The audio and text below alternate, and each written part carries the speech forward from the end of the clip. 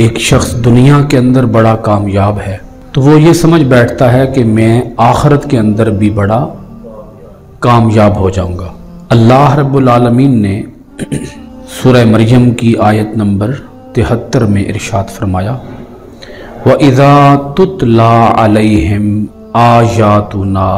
بَيِّنَاتٍ قَالَ الَّذِينَ كَفَرُوا لِلَّذِينَ آمَنُوا أَيُّ الْفَرِيقَيْنِ خَيْرٌ مَقَامًا وَأَحْسَنُ نَدِيًّا۔ اور جب تلاوت کی جاتی ہیں ان کے سامنے ہماری آیتیں وضاحت سے تو کافر کہتے ہیں ایمان والوں سے کہ یہ تو بتاؤ ہم دونوں گروہوں میں سے کس کی رہائش گاہ آرام دہ ہے اور کس کی نشست گاہ خوبصورت ہے۔ جب بھی منکرین آخرت کے سامنے، مشرکین مکہ کے سامنے، کفار مکہ کے سامنے اللہ کی آیتیں تلاوت کی جاتی اور انہیں بتایا جاتا کہ تم نے مرنا ہے، مرنے کے بعد دوبارہ زندہ ہونا ہے،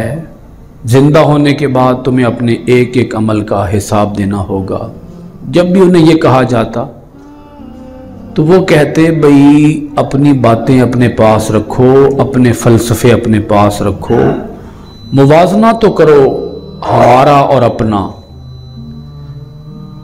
کمپیئر کرو ہم میں سے کس کی معاشی حالت زیادہ بہتر ہے،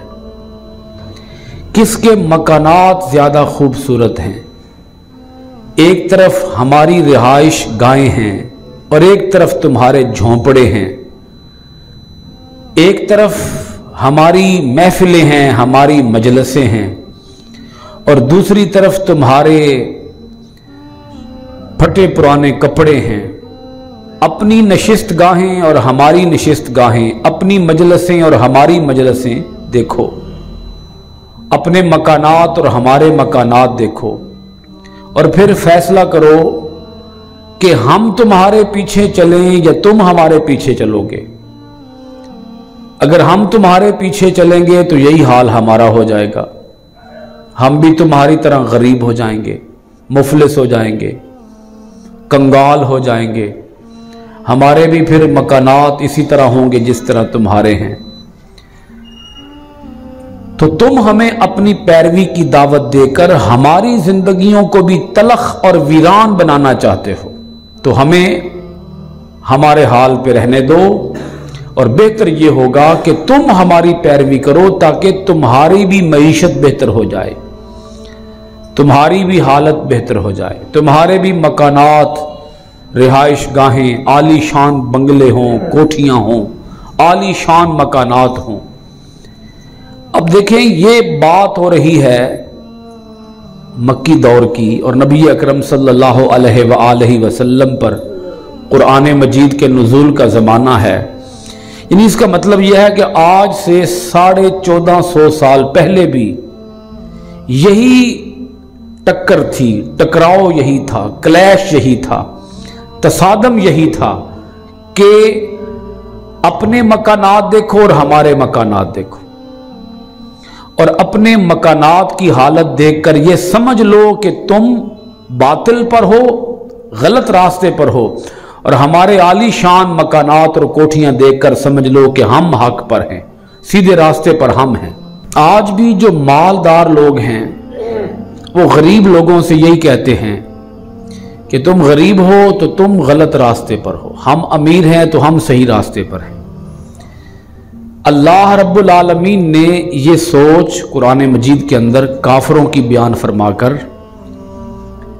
آنے والے لوگوں کو یہ اس سے مطلع کر دیا کہ ہر دور کے اندر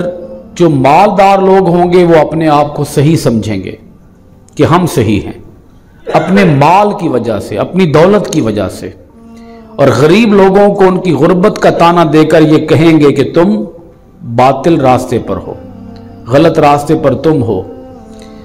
حالانکہ دولت کامیابی کا معیار نہیں ہے، پیسہ کامیابی کا معیار نہیں ہے، اچھے مکانات، عالی شان کوٹھیاں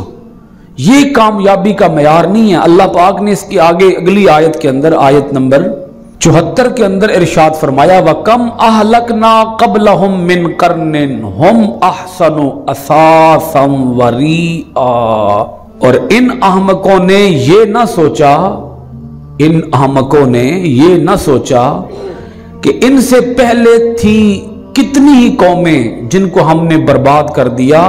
حالانکہ وہ ساز و سامان اور ظاہری سج دھج میں ان سے بھی زیادہ بہتر تھی جو پچھلی قومیں ہو گزری ہیں۔ کم اہلکنا، کتنی ہی قوموں کو ہم نے ہلاک کیا، قبلہم، ان سے پہلے، ہم احسن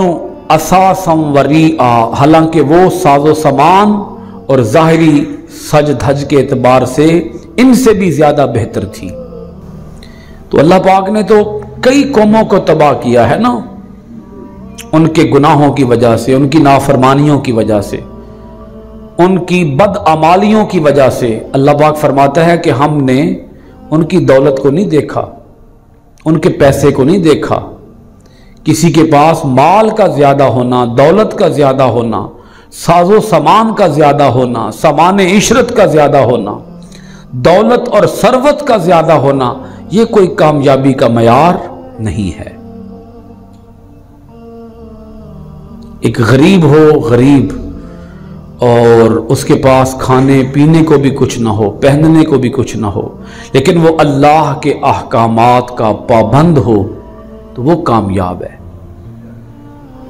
وہ بھلا امیر ہو، بھلا غریب ہو، بات یہ نہیں ہے، بات ہے اللہ کے احکام کی پابندی کی، اللہ کی شریعت کی تابع فرمانی کی۔ تو جو بھی اللہ کے حکم کا پابند ہے وہ کامیاب ہے۔ پیسہ، دولت، ثروت، سرمایہ، یہ دنیا کی چیزیں ہیں، دنیا کے اندر ہی رہ جائیں گی۔